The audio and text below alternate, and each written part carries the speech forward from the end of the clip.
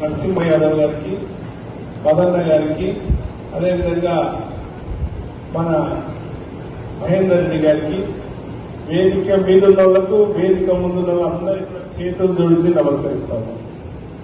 మొన్న 4 నెలల కింద మనం యుద్ధం చేసినాం. ఆ యుద్ధంలో ఎవరెవరైతే సహకరించిందో వాళ్ళందరికీ, సహకరించకుండా గోడసాటుగా మోసం చేసిన వాళ్ళకు కూడా నేను నమస్కారం తెలియజేస్తా ఉన్నాను. ఈరోజు ఎన్నికలు వచ్చాయి. మొన్న మనం అన్నం ప్రతి గ్రామంలో నేను లీడ్ ఇస్తాను,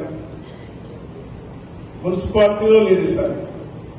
ఈ మున్సిపాలిటీలో ఎవ్వరు నాయకులు లేకుండా పాపం మదన్న, అట్లే పోతే మన జయపాల్ రెడ్డి, మన మాజీ సర్పంచ్ ఎద్దు నాగేష్ గారు, మిగతా కుటుంబ సభ్యులందరూ కూడా మనకు బ్రహ్మాండంగా పనిచేసి మెజార్టీ ఇచ్చిన వాళ్ళందరికీ నేను పేరు పేరున ధన్యవాదాలు తెలియజేస్తా ఉన్నాను. ఇక 3 చింతల పెళ్లి పాపం మా జెడ్పీటీసీ గారు ఇన్నే ఉన్నారు, మా నాయకులందరూ ముంగట్నే ఉన్నారు, మీ అందరూ కూడా కష్టపడ్డారు.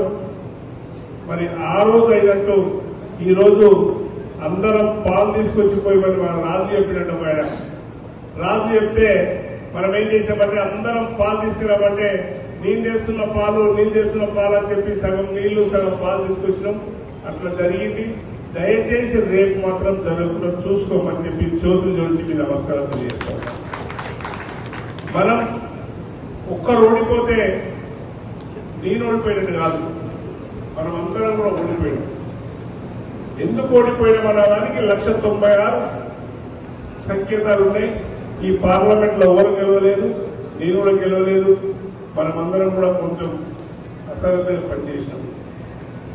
ఒక్కొక్క వ్యక్తికి మనం సంతలో పశువులు ఉన్నట్టు పక్కపాటైనా కొని మనల్ని ఇబ్బంది పెట్టింది మనం అందరం చూసినాం. కానీ రేపు పొద్దుగాల ఈ పార్లమెంట్ లో మనం ప్రశ్నించడానికి ఒక గొంతు కావాలి. అసెంబ్లీని 7 ఓడిపోయినాం. 7 ఓడిపోయినప్పుడు మన రేవంత్ అన్న ఒకసారి మీటింగ్ లో మన ముఖ్యమంత్రి గారు మాట చెప్పిండు, ఇంత మంచి కాన్సెషన్ నీకు టికెట్ ఇస్తే నువ్వు గెలవలేదు, ఇంకేం చేస్తావు వాళ్ళకు, ప్రజలకు వాళ్ళకి ఎందుకు పనిచేయాలనే ఆలోచన వచ్చింది. అయినప్పటికీ కూడా నేను ఆయన దండం పెట్టి చెప్పినా, ఎవరైతే అందరు చేసిరన్నా కాకపోతే ఆడ పైసలు పనిచేసినాయి, కొన్ని వర్గాలు మనకు పనిచేయలేదు, కొందరు మోసం చేసినని కూడా చెప్పినా. వాళ్ళందరూ లీస్ట్ ఉంది చుట్టా. అయ్యా రేపు మనం పార్లమెంట్ లో గెలిపించుకోకపోతే మన కోసం ఎవరు ప్రయత్నిస్తారు, ఎవరు మాట్లాడతారు? మనం మొన్న అడిగినాం, ఈడ డబుల్ బెడ్రూమ్ ఇల్లు ఇయ్యలేదని. మరి మొన్న ముఖ్యమంత్రి గారు 10 కోట్లు ఇస్తే ఏ గ్రామానికి ఎంతెంత ఇవ్వమంటే అంత ఇప్పించినాం.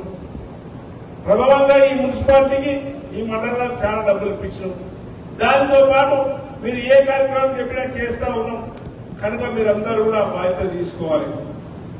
మరి ముఖ్యమంత్రి గారి దగ్గరికి పోయి మనం తలెత్తుకొని కాలరెక్కించుకొని ఆనాడు ఎట్లయితే చెప్పినామో మొత్తం కంసంలో వాళ్ళుండి 70-87 వేల మెజార్టీ ఇస్తే మనం రేవంత్ రెడ్డి గారికి తగ్గించి 10,000 మైనస్ ఇచ్చినాం. 4 నెలలనే ఈ రోజు 30,000 మెజార్టీ మనకు మైనస్ లో ఉన్నాం. మాట్లాడిన చాలా మంది మనం మాట్లాడడం, నేను నా ఊళ్ళో చేస్తా అన్నాం. ఎవరెవరి బూతులలో ఏమేమి జరిగిందో పేరున బూతులు నాకు తెలుసు.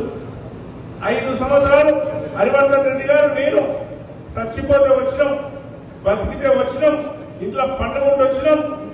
మేమేం చేసినామో మా సంసారాన్ని ఎంత కష్టపడి చేసినామో మీ అందరికీ తెలుసు. కానీ మొన్న మాతోని పని చేయించుకున్నారు, ఏం చేసినామో మా అందరికి కనుక మేమందరినీ కూడా జోలికి పోదు. దయచేసి కొంత అయినట్టు ఇప్పుడు కానీయొద్దని చెప్పి మీకు చేతులు జోడించి నమస్కరిస్తా ఉన్నాను. ఏదన్నా వ్యక్తిగతమైన పంచాయతీలు ఉంటే ఎవరి మీదనన్నా ఉండని, పార్టీ మీద తీయకండి. రేపు మీ ఎన్నికల్లో మీరు ఎంపీటీసీలు అవుతారు, మీరు సర్పంచులు అవుతారు, మీరు మున్సిపల్ కమిషనర్లు అవుతారు. అవన్నీ గెలవాలంటే ఇక్కడ పార్లమెంటు సభ్యులు మనం గెలిపించుకోవాల్సిన అవసరం ఉంది.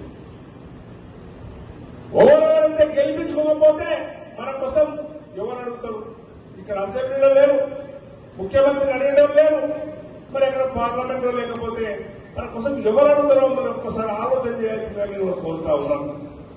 1,00,000కో 2,00,000కో 3,00,000కో ఒక్క రోజు మనం అమ్ముడు పోతే ఒక్క రోజు తీసుకున్న పైసలు పక్క పార్టీ వాళ్ళు వచ్చి ఇస్తే మన పార్టీని అమ్ముకుంటే 5 సంవత్సరాలు మనం కష్టపడాల్సిన అవసరం ఉంది.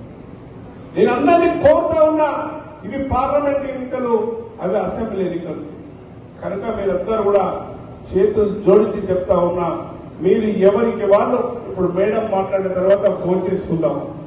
మీరు కూర్చొని ఒక రౌండ్ అప్ వేసి ప్రతి రౌండ్ దగ్గర ఎంపీ క్యాబినెట్ కూర్చుని పెడతాం.